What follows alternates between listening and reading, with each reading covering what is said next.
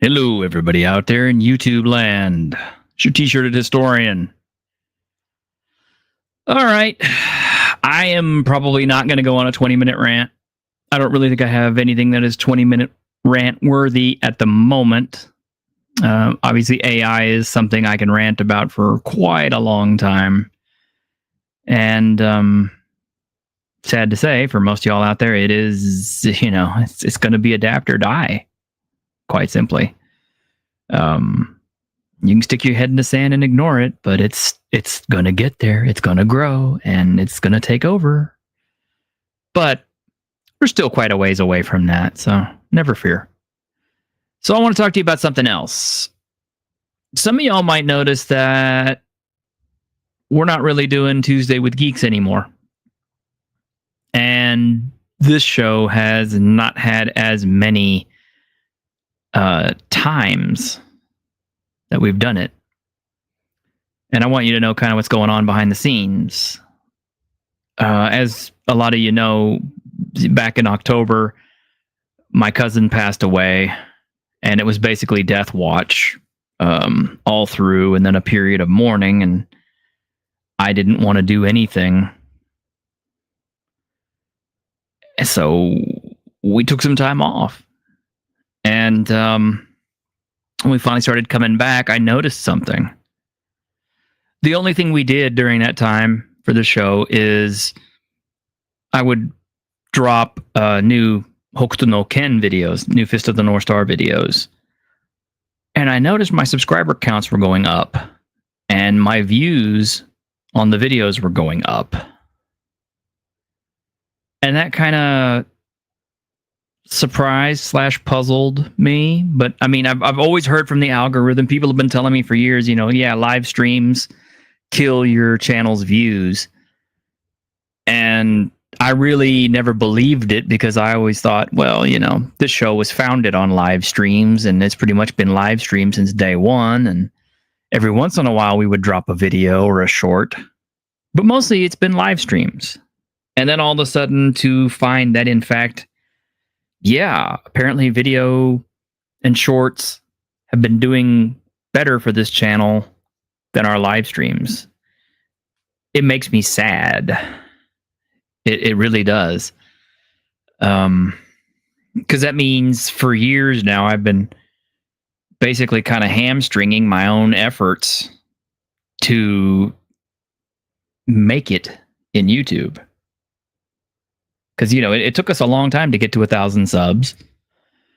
And most of it was done on live streaming.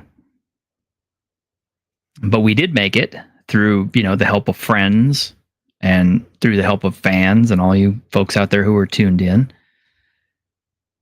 All one of you.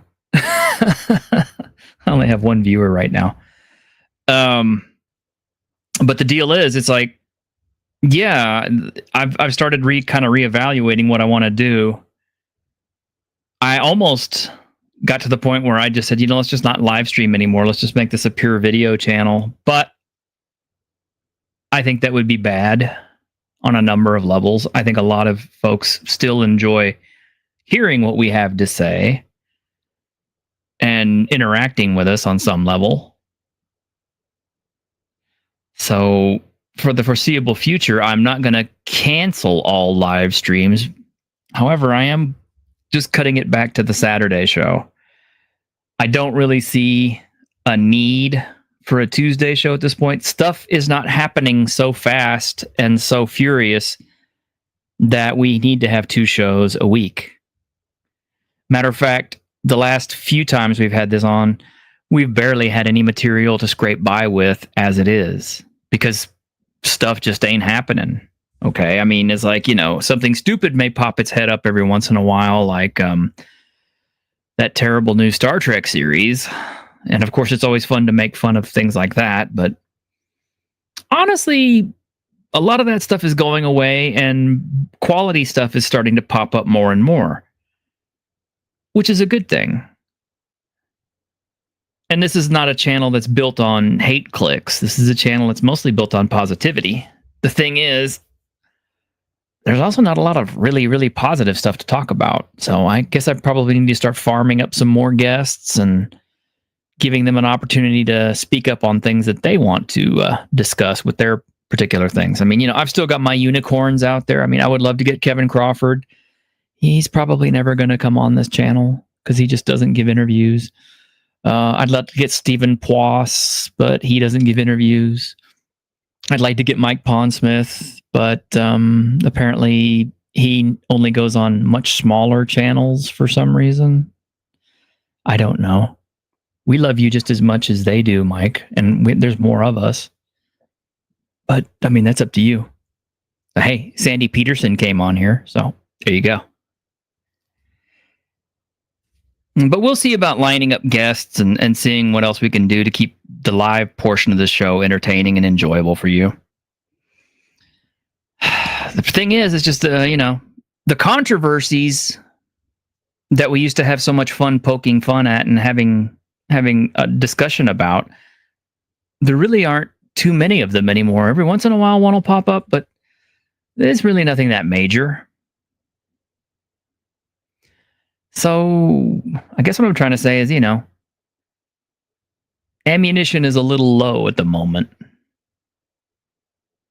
And maybe it's a good time to, take a step back, reevaluate a little bit, and see what we want to do with things. I mean, I've never really wanted to start a gaming channel.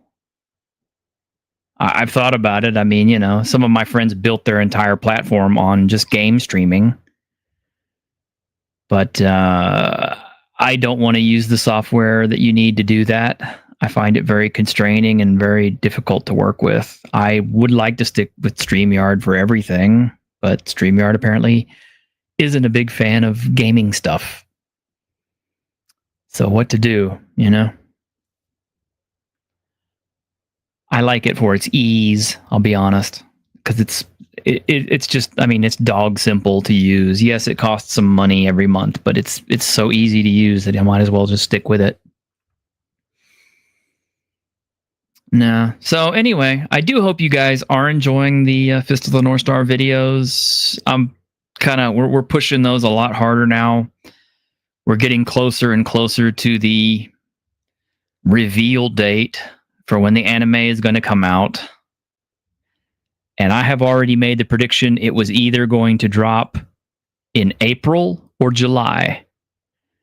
Well, sources I have heard here and there, and I don't know how reliable they are, so please don't say, well, T-Shirt said it must be true. But the sources I've been hearing say the new Fist of the North Star anime is going to drop in April. And that makes perfect sense because that's a nice, clean opening window for spring. And that also does fall in line with my prediction on the release date for the Kenshido character for Fatal Fury City of Wolves dropping in May. The timing's too perfect. It's too close together, and it's what I would do. It makes sense. So I'm looking forward to seeing it in April. And until then, I will keep on releasing character videos and top 10s, examinations, and other things like that. Just stuff that'll feed into it so you can enjoy your viewing of Fist of the North Star. If you're, an old head and you just want to stick to the old cartoons and the OVAs and stuff like that, that's fine. But if you're new and you're about to start your Fist of the North Star journey, you can watch the videos, kind of get yourself ready for what's coming. Possibly. I don't know how much they're going to change from the source material. I suspect they're going to stay pretty faithful to the manga. And I'm only saying this based on what I've seen in the few previews that we've been given. I'm sure we're going to get more before April finally drops. But Fist of the North Star ain't going away, guys. It's here to stay. It's already survived for 40 years, and God willing, it'll be here 50. And hopefully Tetsuo Ohata will be with us to see it, and Buronson, because they're not getting any younger. Anyway, I said I wouldn't make this a 20-minute long rant, and it really isn't.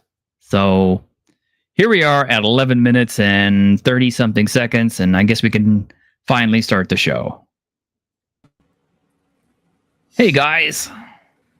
Hello. Hello. You guys doing all right? Yep. I was telling Grim ahead of time. I said, there's so much stuff that is going on in the world right now, but it isn't really pop culture appropriate. It drifts more into politics, and I don't want to get into any of that, and neither do you. I mean, it's kind of like Elvis, says, "Hey, man, I'm an entertainer. People don't want to hear about my political opinions," and that's kind of the way I view us. Although Grim would probably disagree, but, Grim has his own channel. I don't think anybody wants to hear my opinions politically, honestly. And honestly, they're probably completely misinformed anyway, or very limitedly informed. Limitedly? Is that a word? Limitedly informed. Minimally? Minimally informed, yeah. That would work. Yeah. Because, I only know what I know from hearing it from other people or from, reading it across X. And as we all know, X is an absolutely 100% authentic source for all news. Completely reliable. Yes. I guess ultimately kind of depends on what little circles of the internet are you in, what's been on your radar. And with that said, I actually do have a little bit of stuff that has been popping up on my radar that's been of note. Oh, well, okay. Before we get started, I got something that'll interest you, Caster. Hey, grab it. It's a big booty goblin girl. I wish that would be excellent. No. So, in my quest to continue to purchase the Dejaction Fist of the North Star series, I did get my latest one, and it is a double pack. So this is the Yuda and the Ray, and this is the Ray with that is post the post where he was just about to die. I mean, pretty much that's like him before he dies, which I don't understand. As his hair turned white because basically the pain he was suffering from getting his life extended one more day was so great. But I don't know why his suit turned white, and it always just chi magic. I mean, yeah, it's, your hair turns white, your suit turns white. Well, maybe it's tied to like the black and white of the manga. Yeah, but that's the thing. In the black and white of the manga, it's black and white. It's not like, they don't show you the blue. Yeah. But anyway, yeah, I got it. And I'm happy because like all the other ones, it's really nice, high quality figures. They come from China. They're sold in Japan. I should say they're made in China and they're sold in Japan. And I pretty much have the entire set now, except for Joggy. So it's a very cool Twisted Sister playset you have there. Well, actually, that's the funny thing. I got comments when I put the Yuta video out. Somebody said, I'd be more interested in Yuta, but he's too woke. And I'm just kind of like, my brother in Christ, he was made back in 1982. That's way before the term even appeared. And he's not woke. I mean, his appearance is based on, basically facially, his appearance is based on Boy George at the time, back when Boy George looked good. And the hair is reminiscent of Dee Snider from Twisted Sister. But Probably should have so many people who are just of the current day. They only understand what is in the immediate, in immediate living memory. Yeah, I mean, I guess so. I mean, because Yuta isn't even. A lot of people say, "Well, he's gay," and I'm like, "Is he though? He surrounds himself with all those gorgeous women." Might just be camp. Well, the truth is, I've always seen it as Yuta is in love with himself to the point where he really doesn't want to do, the horizontal mambo with anybody else because nobody else is as pretty as him and as good as him, and he's only all about himself. That's one of the reasons why Ray frustrates him so much, because Ray is the only thing that he will admit is prettier than himself. And I don't think it's a case of, I'm gay for you, Ray. I think it's more of a case of, your style is so much more beautiful than mine, and I absolutely can't stand that there's something more beautiful than me in this entire world. It's funny, though. A lot of these depictions were considered problematic back in the 80s and 90s, that they were bad stereotypes of gay people, and now they're being considered white. It's curious. They're being championed. Yeah. Well, I mean, Yuta these days would, kind of be perfectly normal. I mean, even despite the fact that he's a sculpted physical specimen, the fact that he's wearing makeup and has hair the way he does wouldn't bother anybody. It wouldn't even be seen as abnormal. So, yeah, the times have changed.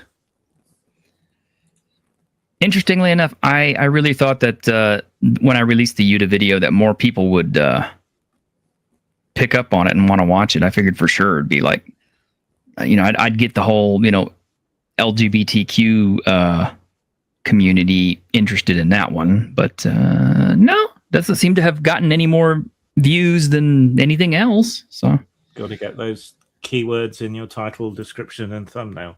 Yeah, but I don't want to put in keyword, things like, gay or trans. He's not really transgender, or anything else like that. So it's kind of like, I'm just being honest with them. It's kind of like, okay, look, it's a character.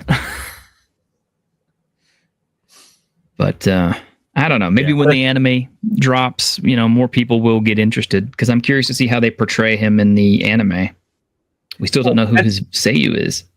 That's the thing, though. You're trying to, forge into it's a popular anime that's been around for a long time, but at the same time, the cultural zeitgeist, it is non-existent. Like, you don't have everyone talk about it because it's not the current hottest anime. Yeah, it's coming, but it's not there yet. Yeah. So hopefully you'll have a body of videos up for when it does come out, and then people will watch like a playlist or several of them at least or something. That is my hope. That's my desire, my dream. That's one of the reasons why we continue to come out with them. And speaking of which, the end of the month should see Shu and Sother drop, because honestly, I told Anime and I said, hey, these two guys, they have to drop. If not on the same day, they need to drop very close together, because their stories are way too tied up and integral to each other. And if you're not sure how, you'll see when the videos come out. And, hey, Yang, it's good to see you, buddy. But speaking of that, Caster, how far are you in your Fist of the North Star journey? I've been on a bit of a pause as of late. I haven't had a chance to do much more watching with it. I've had a few other shows that have been really burning me up. I got a bug under my skin to go watch through Kamen Rider Agito, and 49 episodes later, I'm all done with that now. Yeah, Freerun 2 just dropped, and I'm just kind of like, I want to watch it, but I don't have time. I still need to finish Freerun 1. So didn't that really, really long-running Japanese series just end after like One Piece? 50 years? Oh. No, one of the Tokusatsu or whatever they're called series. Oh, okay, yeah. So you're talking about Super Sentai, yes. Super Sentai ended, which, by the way, is because of Hasbro. Fuck you, Hasbro. Yes. So, long story short, to just kind of give you the brief overview, Hasbro was effectively paying for footage to be able to use to make Power Rangers. Well, Hasbro then decided after, I think, basically after the former CEO of Hasbro had passed away, it was like the new leadership, what, Chris Cox, decided, he came in and the whole company just kind of changed everything it was doing. They stopped wanting to be a movie studio, and essentially they were like, well, we don't want to have to keep relying on this Japanese footage. We're going to go do our own stuff. And also, we want the toys. We want to make our own toys for this stuff where we don't have to pay for some designs from these older stuff. So, long story short, Hasbro has decided they're going to go do stuff. Super Sentai got screwed over, so Toei can't make that anymore. And so their plan is essentially, we're going to go revive some other properties. And in fact, tonight, we should be getting Space Sheriff Gavin. Oh, I've got that one. Well, that's been sort of the big series that's supposed to step in to replace Super Sentai. Oh, cool! I like that show, so that'll be fun. And if hopefully, if my theory is right, we should be potentially seeing the new series gets some sort of online distribution, though nothing's been announced yet, so still waiting to see. I do have some new anime coming in. It is hentai. So, but I did get this. I don't know if I showed this on. What? What, Grim? I don't say anything. Oh, would you say, Ancaster? Tell me more. Oh, okay. I'll show you more. Ooh, excellent choice. Yeah. Well, I like Vante, so I wanted to see her.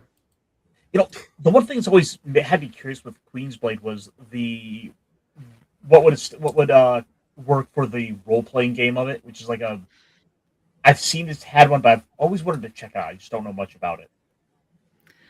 That is, there is a lot of role playing games getting crossed over from anime now. I mean, like, somebody showed me a Cowboy Bebop one not too long ago, and of course we have the Persona one, and a year or two ago they announced that there was going to be an Art of Fighting role playing game, which I haven't heard anything about since.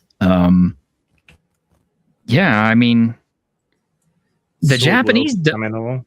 Yeah, Sword World is coming back. It's coming into England to American print now, so that's going to be cool. I'm actually going to be interested in picking that up.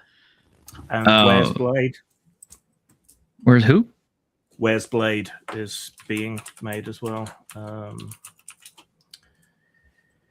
Lion Wing's doing that. They did that Power 6 superhero thing that we played.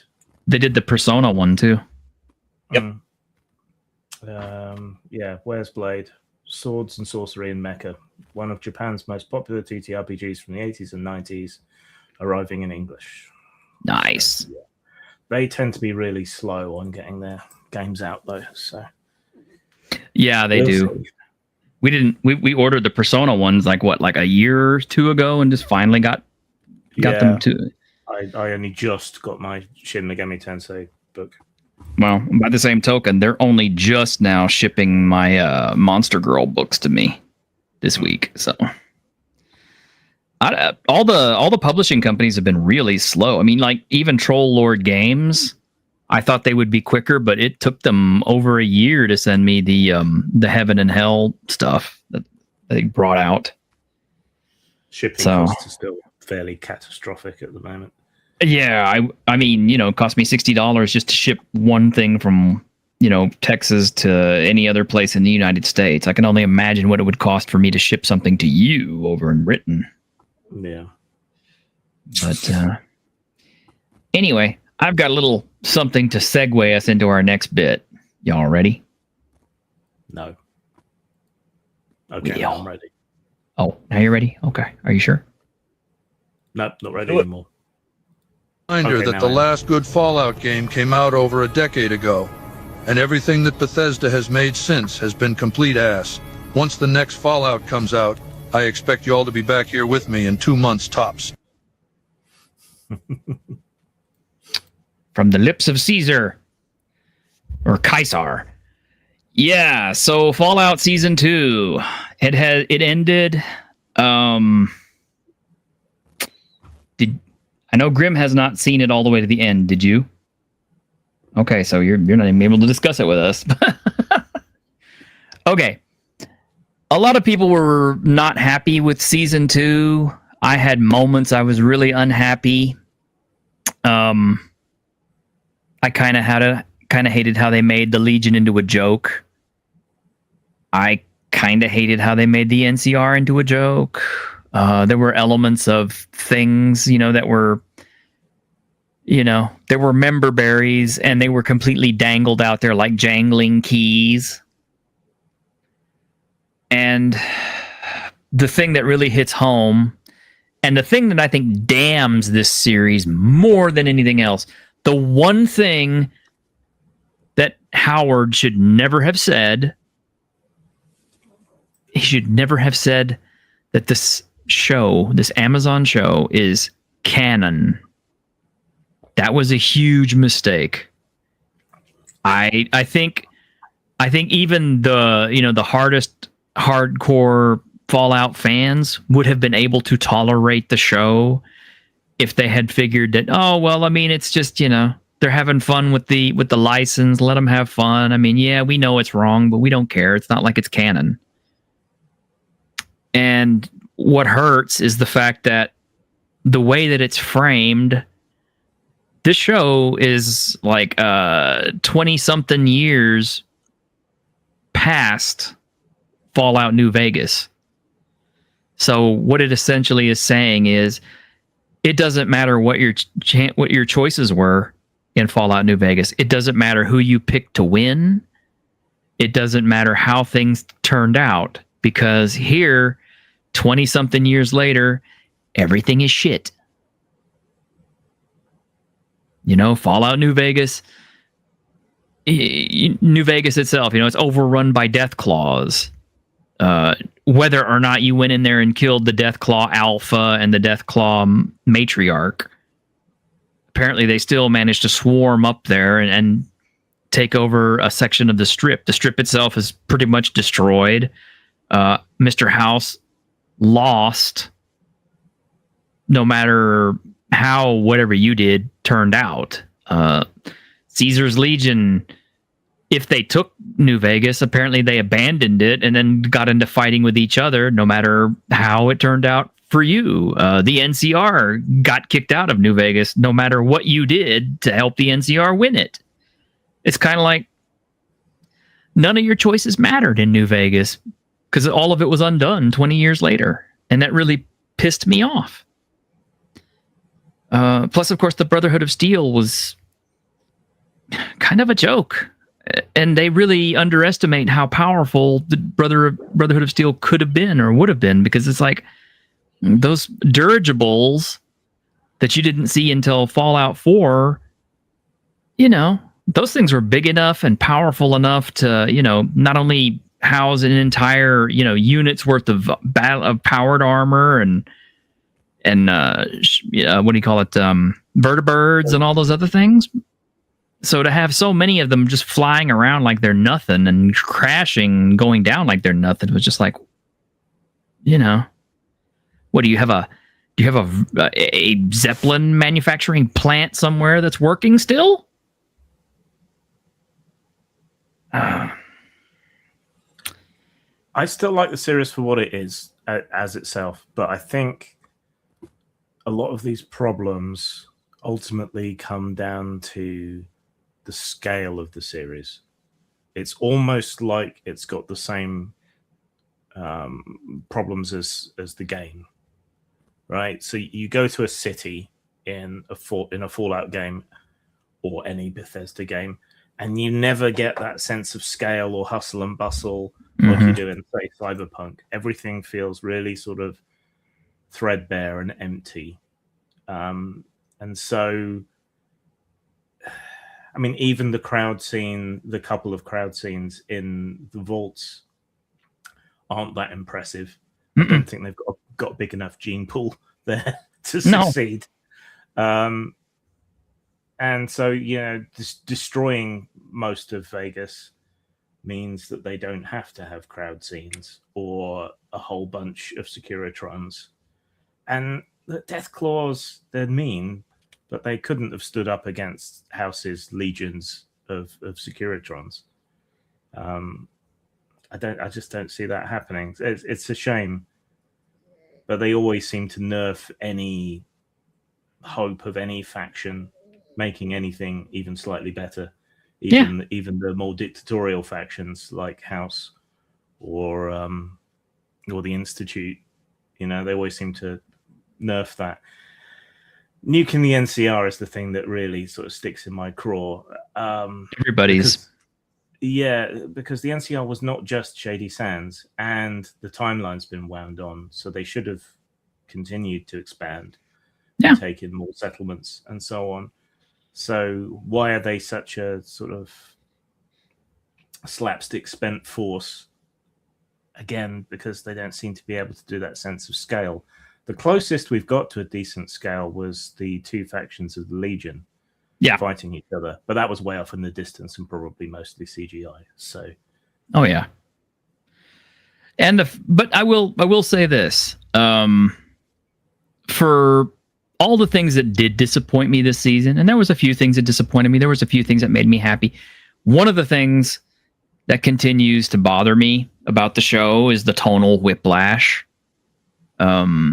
You'll have every time you want to have a serious moment, they have to cut to some kind of Marvel goofy slapstick bullshit and completely ruin the moment. But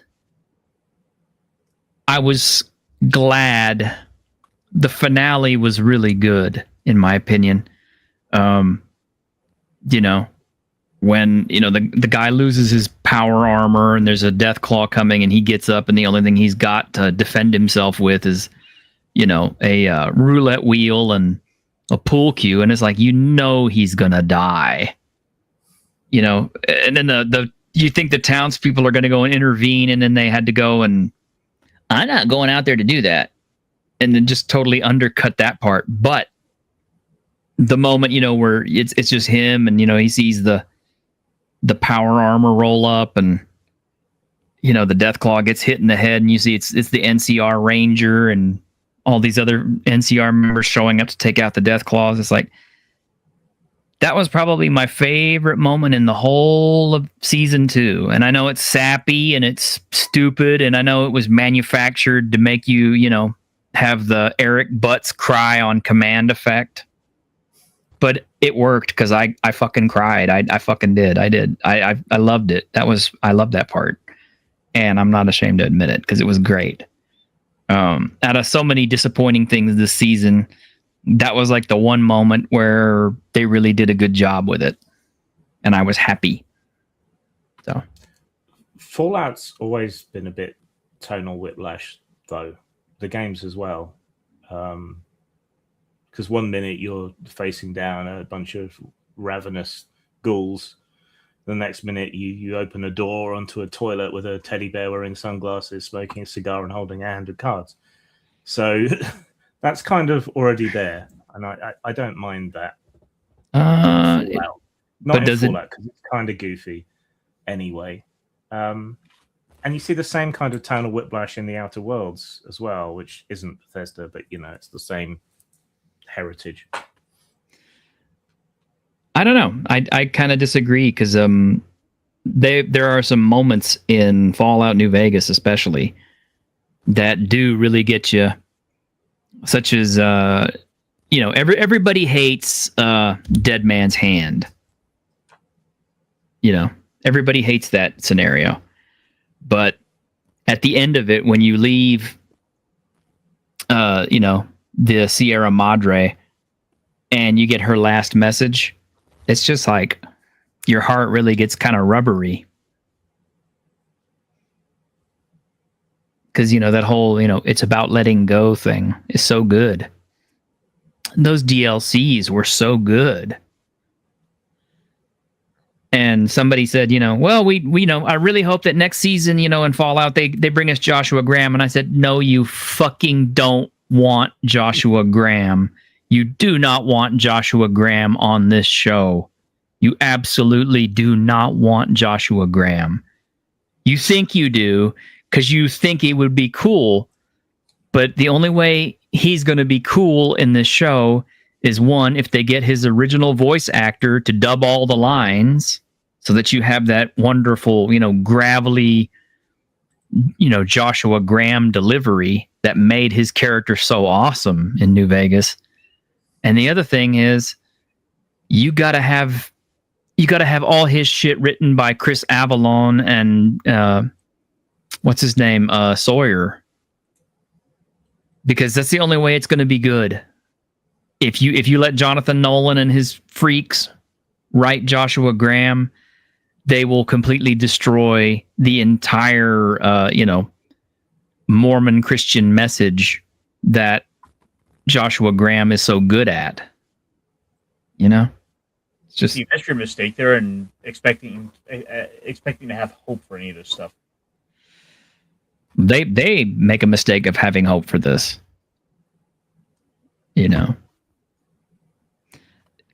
They use characters and they've thrown them away just for no reason. I mean, like, for some reason they decided to have Victor the Securitron in a base that he's actually not part of for just a member berry for no reason whatsoever. I mean, I don't know why he was in there. I guess he was just there in the show for people to go, oh, it's Victor! Because he really didn't have any impact on the plot. No. Too glitchy. Mm-hmm. And I mean, I hate to say it this season, but until that final episode, all of Lucy's scenes really kind of, there wasn't much to them. She wasn't that interesting of a character throughout season 2 because the ghoul pretty much stole the entire show. I mean, agree, disagree? Maybe the third season will be all about the dog. Maybe the third season will be all about the dog. Yeah, maybe so.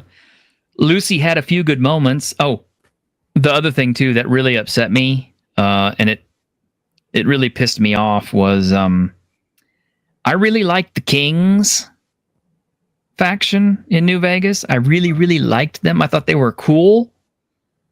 And out of all the Wasteland factions in New Vegas, they were probably one of the few that was not just, terribly destructive or harmful to the average citizen of New Vegas.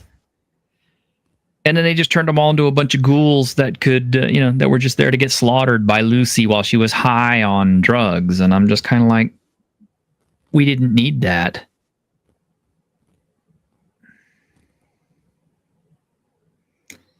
But Daniel says, I'm disappointed that the show didn't randomly freeze and start over 3 to 4 times. Or the ghoul reaches for more ammunition and has to sort through hundreds of notes and voice logs before it gets to his bullets. Yeah. I'm sorry, man. If Walton Goggins wasn't on that show, I don't think season 1 would have done anywhere near as well. And I did hear that viewership numbers dropped off between season 1 and 2. Now they're attributing that to the difference in the releases, because when Fallout first season released, it released all of it at once so you could binge it all the way through. Season 2 decided we're going to go back to that, once a week release format, and I think that lost people. Because, people were like, I'm not going to watch this. I'm just going to wait till the whole thing is out or whatever. But I don't know. We'll see. I did like the expansion of the lore around the different chapters of the Brotherhood. Potentially, there's a lot of stuff that could be done with that. Yeah, potentially. I have a feeling they're going to move out of New Vegas in the next season. I don't know where they're going to go, but if I had a guess, I would say the next thing that they're probably going to run into is they're probably going to start running into Institute synths in the next one. Yeah, if they're following the game line, which they seem to be doing, then that would make sense. Yeah, they seem to be. I don't know how many seasons this thing has left in it, but they've already greenlit season 3. So that's going to be in the can, I guess, by next year. So beating the odds for most online series. Getting more than 2 seasons. Oh, yeah, no kidding. I've always wanted to see more of what was beyond the boundaries of the known locations in from the games. Like, for regional bias, like I want to see what's up in Michigan. I want to see what's going on like out in the Midwest. Like, Yeah. So Iowa. Like, I've always wanted to see Fallout Texas. I mean, I thought that'd be cool as shit. Well, where have we had? Order. The first 2 were West Coast, right? Yeah, California, Shady Sands. 3 was DC and surrounding area. Yeah, Capital Wasteland. Yeah, 4 is Nevada and areas around it. Yeah, No, and then we had Boston. Sorry, no, Boston. Boston was 4. Yeah, and Boston was 4. And then Vegas was obviously Vegas. And then Where's Fallout 76 set around? Appalachia. Right. So, where next? How about Arizona? Let's see what happened to the Grand Canyon. Yeah. They hinted at what happened in Arizona and stuff in Fallout New Vegas' DLC because they talked about the tribes down there, the 86s and all that.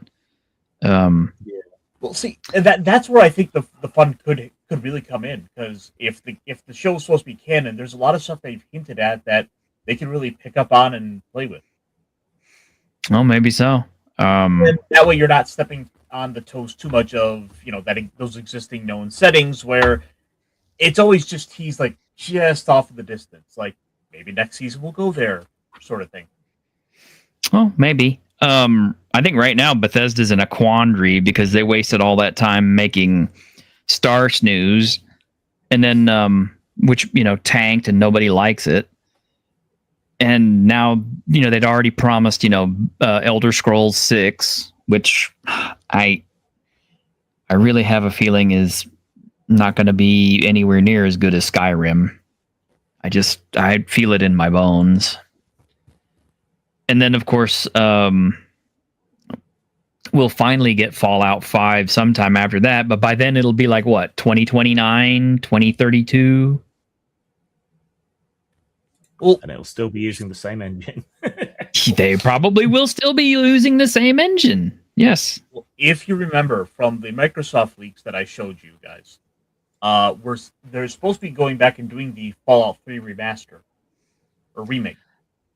I keep seeing shit like that being posted up all over here, like, oh, they're doing Fallout 3 remastered. And I'm like, you know what? I'll believe it when it releases, okay? When it comes out, I will definitely 100% buy it because Fallout 3 was my favorite. But until it actually releases... Oh, I will say one thing, though.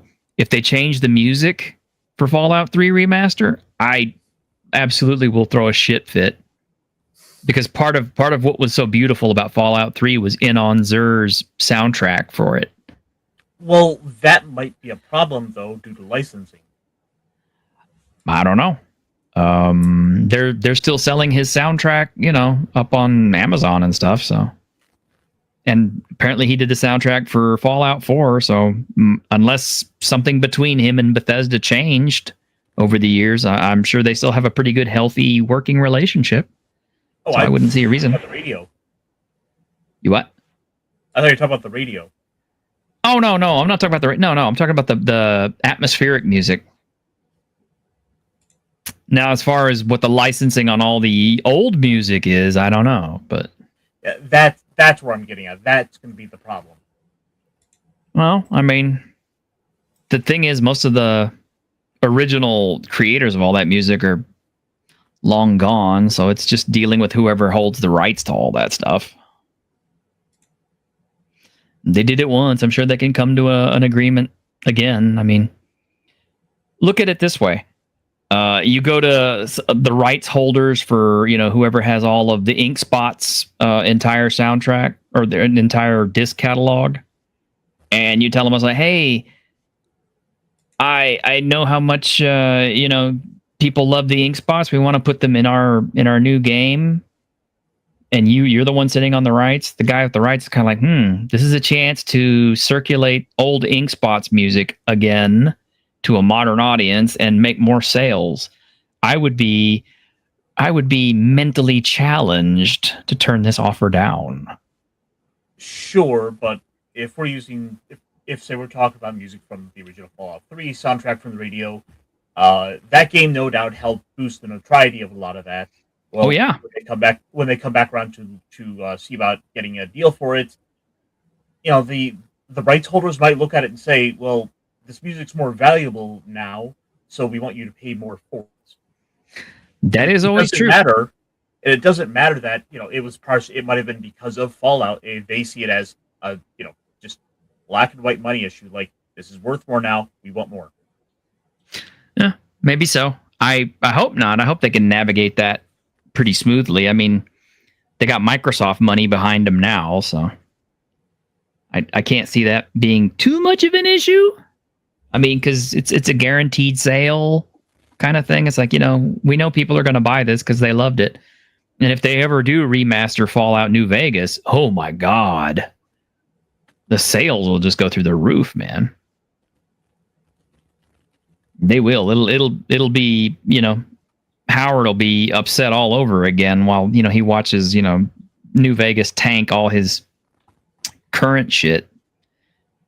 I know they re-released New Vegas, but it's kind of like, it's still the same old game. They didn't remaster it or anything. It's still our buggy little friend that we like. Okay, so what's this topic you got, Caster? Okay, so little bit of a story going on. Paizo has gone ahead and teamed up with a new company, and this is kind of relevant. This kind of stuff sort of in my house. Paizo has a new project in the works. Okay. They are in fact teaming up with a tabletop wargame company. You sound excited there. I'm listening. Why? Did you hear my heavy breathing? Yes, I heard a gasp. Oh, that was me. Paizo is going to be making some of their digital STL files for their miniatures compatible with one-page rules. Now, if you don't know much about one-page rules, I don't fault you on that. It's fine. But one-page rules started out as essentially a simplified one-page rule set of how to play war games, coming from people who were kind of frustrated over, Games Workshop's like mountains of rules and rules lawyering that has made the game so much more complex. True. And this is a game that I myself have started to get into. I've been, printing paint up little minis. It's really been pushing me into sort of third pillar of the hobby shop. The card game, the role-playing game, and now the war game. And to this end, it's in my opinion, a really solid team up because this is very appropriate. Paizo and Pathfinder were this alternative that came about that sort of disrupted Dungeons and Dragons 4th edition. Exactly. And one-page rules is in some similar ways doing the same thing. It is a miniatures agnostic war game. So chances are people who already have tons and tons of minis probably easily make an army for themselves. And the rules for one-page rules happen to be free. And to that end, it has gone on over the last 5 years to become a very successful game. I think I was just hearing over on Roll for Combat. One-page rules has managed to make about $1 million a year on their Patreon alone. And in fact, they have also gone ahead and they did a Kickstarter last year for doing plastic miniatures. They did. Yeah, they made good money on that. Wow. Lizardmen versus robots. What more do you need? I wonder if it's because people are just tired of the Warhammer grind. Well, that and there's the issue that Games Workshop makes the miniatures, they make the rules. So of course, when you want to go and make an army, they get to control how many units are to a squad. So you're gonna inevitably need to make more. Ironcaster, you're transmitting out of a tin box. We didn't hear anything you just said. I said Games Workshop makes the rules that dictates how many models go to the miniatures. Mm-hmm. Well, a game like this, if you already have models, there's no need from the perspective of the company to dictate army sizes that same way. Like, it's not in their best interest to force you to buy up and buy up tons and tons of models in order to get your army going. And which is kind of interesting, considering one of the other big GW alternatives, Trench Crusade, has really been dropping the ball and has been betraying a lot of the player base with promises they've made. You know what a genius move would be? And I bet Grim would agree with me on this one. If one of these companies decided to make an entire set of rules that allowed you to have mass combat or mass army for all of the different Zombicide games, where you already have an existing huge pool of figures to use, I bet that would probably sell really, really well to people who already have tons of money invested in all the Zombicide games. Oh, I can only imagine somebody who would come up with an idea like that. That would be pure money-making genius. You heard it here first. I mean, there's nothing stopping you from taking all those existing Zombicide models and bringing them over to a game like this, where we have, the Ossified Undead is one of their many factions, which the big old skeleton zombie horde. We do have skeletal zombies. We also have necromancers. We have abominations. We have 3 different types of regular zombie, which is like, your shamblers, your runners, and your fatties. Or what are they calling them now? They're not calling them fatties anymore. What are they calling them, like Hulks or something? I don't remember, and they are coming out with another Zombicide game, so. But yeah, I mean, this is coming along pretty nicely too. Do we have updates? In fact, yeah, I saw that coming along, which means hopefully the next, hopefully before summer, I'll have my box. All right. With that said, I actually do have one more thing for you. Let's something a little silly here. I thought you might enjoy. Okay, I have something as well. So, chop chop. Oh no! I have something better than this. Superman, I'm waiting for you. I've already seen this. Loser! Finally, get our Nicolas Cage to end. Where is Lois? This is what AI really needs to be. Years ago, remember?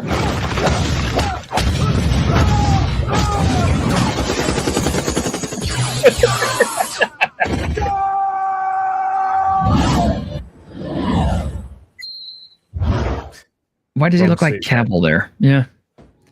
Okay. Oh, there's 4.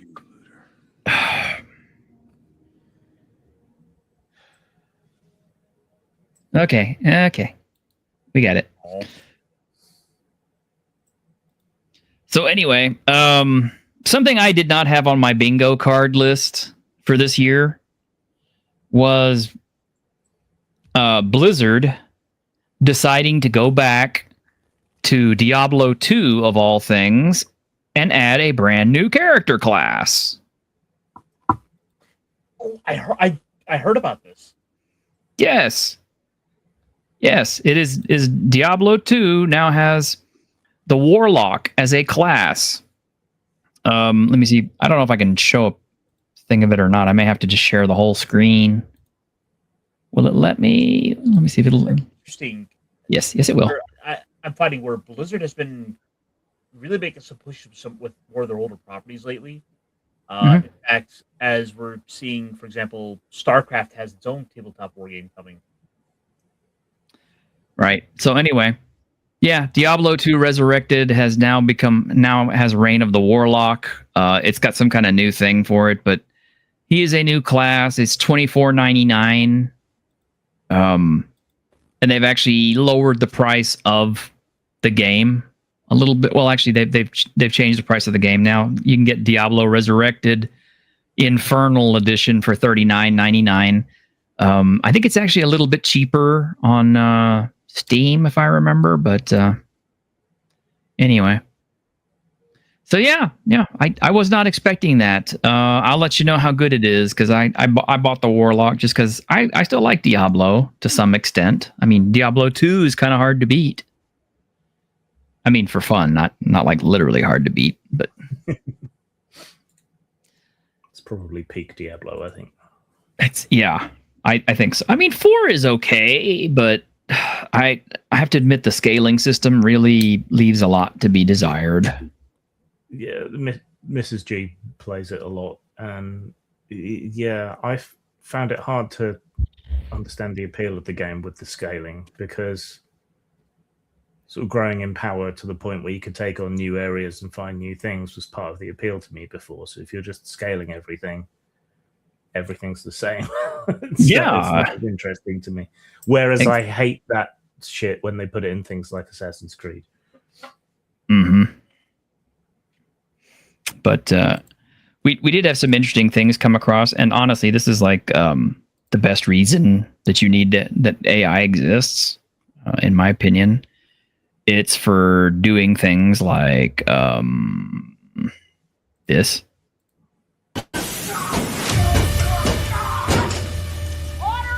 If this is your first shift at Waffle House, you have to fight.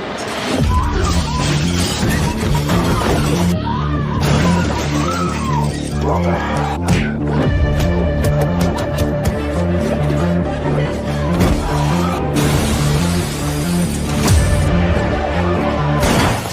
act right or I'm closing this bitch down!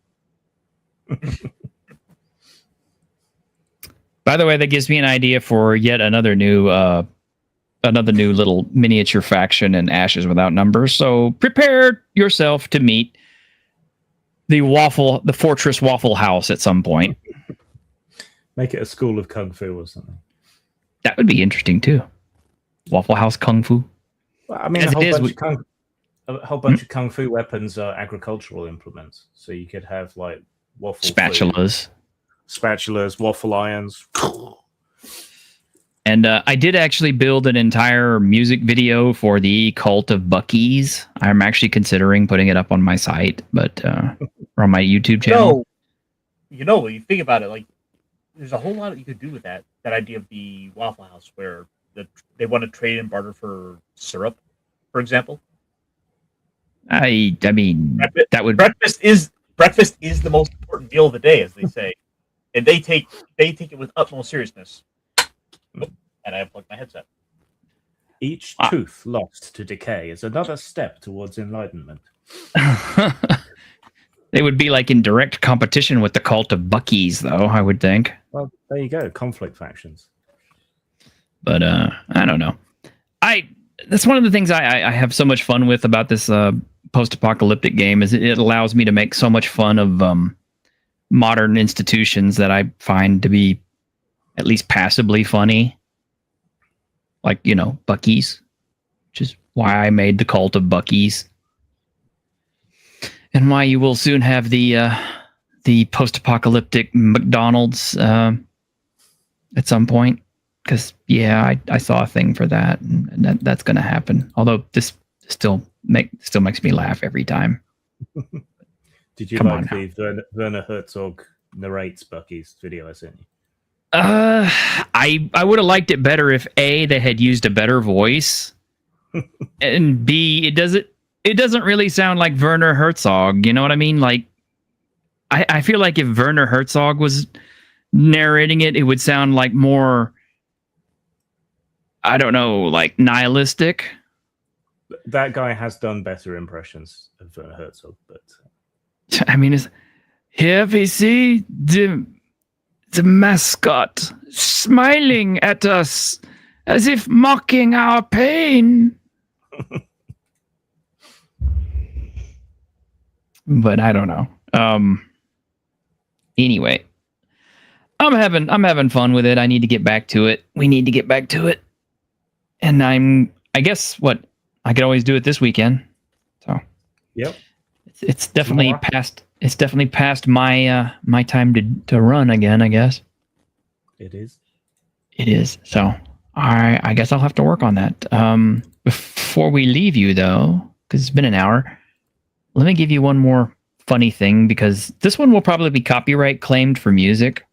So if you are watching it live, which I believe there's 4 of you, you 4 people are going to be lucky, because tomorrow when I get the takedown notice, it'll be gone. But you will have gotten to see it live. Nobody else will, just you 4. So please enjoy John Wick in Resident Evil.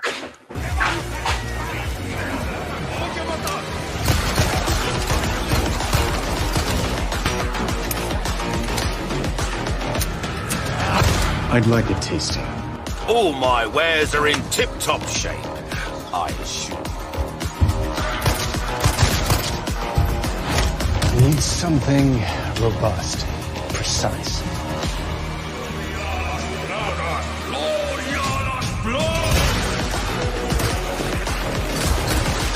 Would you recommend anything for the end of the night? Something big, bold.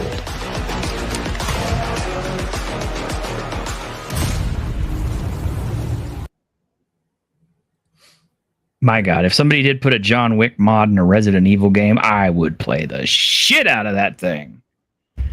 I mean, if somebody put a John Wick mod in any game, I'd play the shit out of it. We're supposed to be getting a John Wick video game here pretty soon, and I have to admit, I'm a little excited about it, because I'm sure Keanu Reeves is going to voice act him. And, you know, we know how I feel about Keanu. So, what if you're allowed the mod, but you're only allowed to use a pencil? I'm good with that. With a fucking pencil. You know, I still have not seen The Ballerina yet. I kind of have no interest in it, but I suppose I should watch it just because it is John Wick. So, but anyway, obviously a cool guy. Did you see the way he walked away from the explosion? Yes, it's a classic hero walk explosion. Incidentally, I found out yesterday in the film A Better Tomorrow, which was, I think it was a John Woo film. Chow Yun Fat was walking away from a building that was supposed to explode behind him, but they detonated it early. So Chow Yun Fat goes flying across the screen, you know, and he's in complete and utter shock because he was not expecting the size of the explosion, and he wasn't expecting it to go off right then. So that was a genuine reaction. But good old Hong Kong cinema. Hong Kong cinema, man. The only thing that's better than Hong Kong cinema is Philippines cinema. And I will die on that hill. I mean, people say, oh, what about Bollywood? No, fuck Bollywood, man. Filipino movies. Those are just... And Indonesia has been coming up on their action films and stuff. Oh, sweet. Sweet. Well, all right, everybody. Hope you all had fun watching the show. Like I said, we're probably going to discontinue Tuesdays, unless, of course, there's a case where there's a special guest who can only make a Tuesday, or something really pressing happens on a Tuesday. So it's, you know, pretty much dial it in for Saturdays, man. And I mean, I know we're going up against competition on Saturdays, but, you know, I would, you know, we started in this slot, so it's ours, you know, damn it. It's ours, damn it. I'm not just giving it up. Well, I might, because we already did it once. I mean, we used to start at like 5. But anyway. So, all right, everybody out there in YouTube land, y'all have a great week in Geek, and we will see y'all later. Caster, you're supposed to say goodbye. Goodbye. Thank you. Good night, Grady.